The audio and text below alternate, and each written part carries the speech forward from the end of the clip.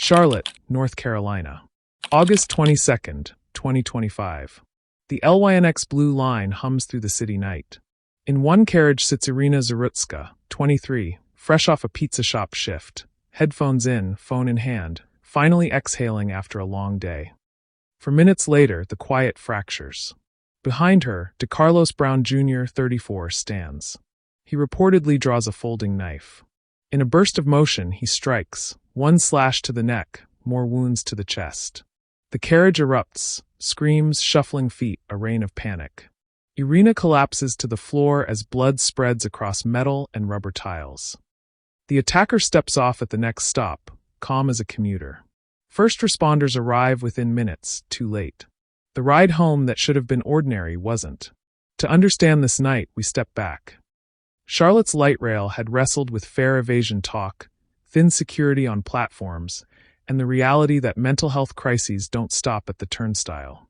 Iryna, a refugee from a burning homeland, had been building a quiet life. Brown, by contrast, had been in and out of trouble for years. Where public safety, mental health, and criminal justice overlap, the cracks can be fatal. Born in Kiev, Iryna fled the war in 2022 with her family and settled in Charlotte. She worked at Zepeti's Pizzeria, studied English at community college, and talked about becoming a veterinary assistant. She babysat, walked neighbors' dogs, saved for her first car, and was learning to drive. Family and co-workers remember a kind, steady presence, someone piecing together a new beginning and believing America would be safe enough to dream. Decarlos Brown Jr, 34. A long criminal record. Family members say he lived with schizophrenia, delusions, and paranoia. Convinced at times that people could read his mind or control him. He'd cycled through arrests and brief stints behind bars. The warning lights were there. Whether anyone could, or would, act on them is the question this story keeps asking. Over roughly a decade, Brown was arrested multiple times, including for armed robbery and other offenses. In early 2025, following a low-level arrest tied to misuse of 911, a magistrate released him on a written promise to appear. No cash bail. Critics argue risk was underestimated despite past violence and documented instability. The public timeline of every hearing isn't complete, but the pattern is arrest, release, repeat, until the night the dice came up deadly. His mother says he grew aggressive, and that she sought help but couldn't secure sustained treatment. His sister, Tracy, describes a different man after prison, distant, paranoid, convinced others could read his thoughts. Both women carry a knot of grief and anger. At him, at the institutions that spun him back onto the street, and at themselves for not being able to stop the slide. That night, Iryna boards at East/West Boulevard. She takes a seat. There's no interaction with the man behind her. Minutes pass. Then the knife flashes. A slash. 2 thrusts. She falls. Fellow riders dial 911. Some rush toward her. Others recoil as the attacker exits the train. Paramedics pronounce her dead on the scene. The ordinary becomes unthinkable in under half a minute. Witnesses freeze, a human reflex under shock. Some run. A few bend to help as best they can. No one intercepts the assailant before doors open. What lingers afterward isn't only horror.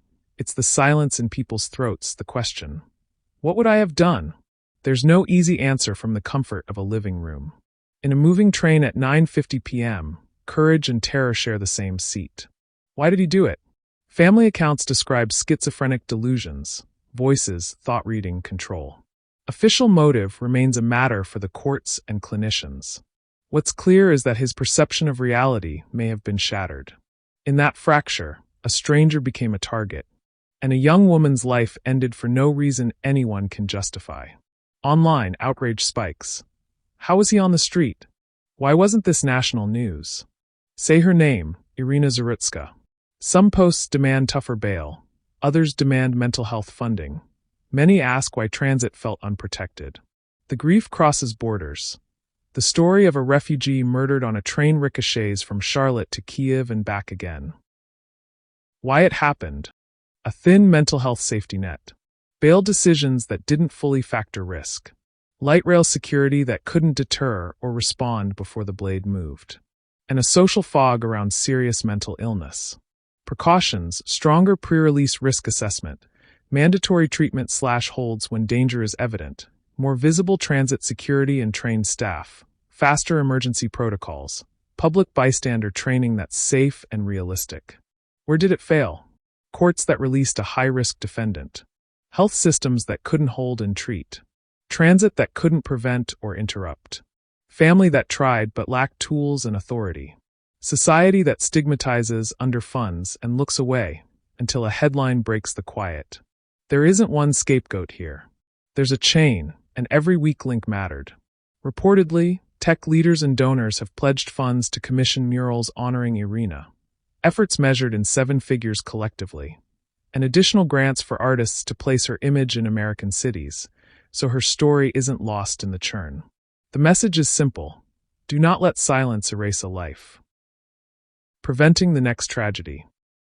Reform bail with risk-based detention where warranted. Build continuum care for serious mental illness, beds, clinicians, long-term support. Harden transit safety, presence, training, design that lets riders summon help instantly. Teach smart bystander response. And make data sharing real between courts, health systems, and transit, so warnings don't die in silos. Is America changing? Is safety at risk? City leaders promise more security. Federal prosecutors file serious charges tied to death on mass transit. Policies may move, yet many fear we're treating symptoms after the sirens.